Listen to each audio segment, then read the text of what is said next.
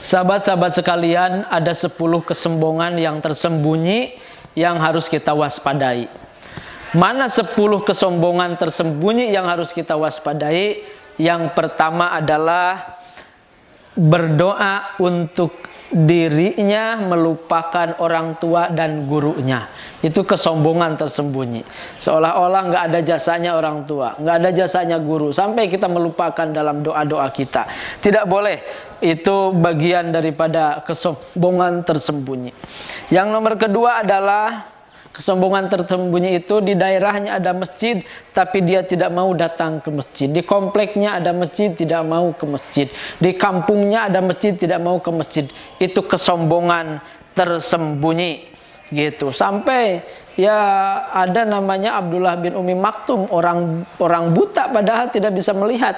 Ya Rasul, berilah aku toleransi, aku kan orang buta. Kata Nabi, apakah kamu masih mendengar adzan? Masih ya Rasul, tetap kamu harus ke masjid.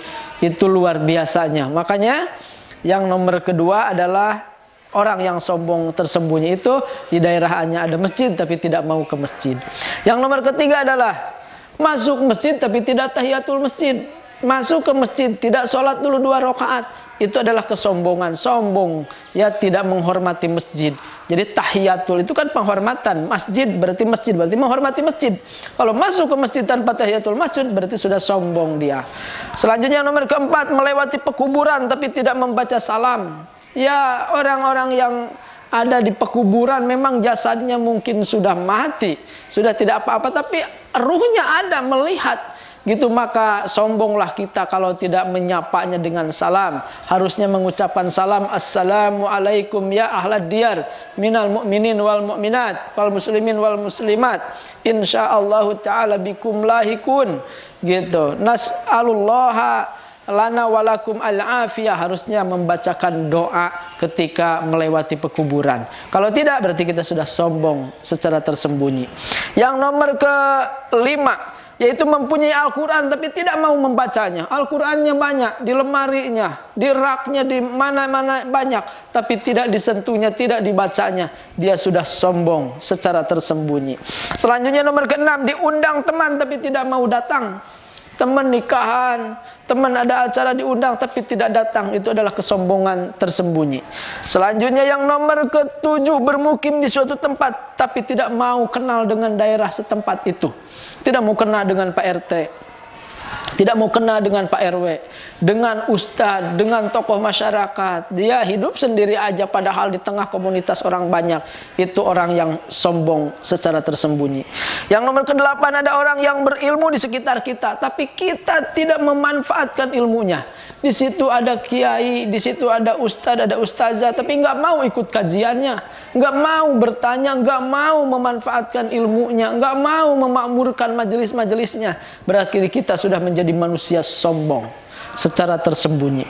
Dan yang nomor ke-9, bertambah ilmu agamanya tapi bertambah menyalahkan orangnya. Dia hijrah, belajar ilmu, tapi tiba-tiba kalau kemarin dia nangis karena menyesali dosa-dosanya, kalau sekarang sudah hijrah dia justru menunjuk orang-orang, ini ahli bid'ah, ini ahli sesat, itu orang sombong. Bertambah ilmunya tapi banyak menyalahkan orang lainnya. Itu orang yang sombong secara tersembunyi. Dan yang ke-10, seorang yang menasehati tapi dia menolak karena sosial, karena ya strata sosialnya, itu tidak baik. Ya, seseorang menasehati tapi dia melihat orang yang menasehatinya bukan konten nasihatnya. Menasehati, kamu anak kemarin sore. Nah, itu sombong. Kamu bukan keluaran pesantren, beraninya menasihati saya. Itu orang sombong. Kamu baru hijrah kemarin udah mulai, ya itu orang sombong. Kamu ini anak kemarin sore. Nah, itu orang sombong. Hati-hati. Jadi kadangkala ada nasihat tapi kita menolak nasihatnya karena ya strata sosial, usia dan lain-lain, berarti kita sudah sombong. Mudah-mudahan 10 kesombongan tersembunyi ini kita identifikasi dan kita hindari, dan mudah-mudahan kita selamat dari kesombongan tersembunyi. Barakallah, wallahu a'lam bishawab. Assalamualaikum warahmatullahi wabarakatuh.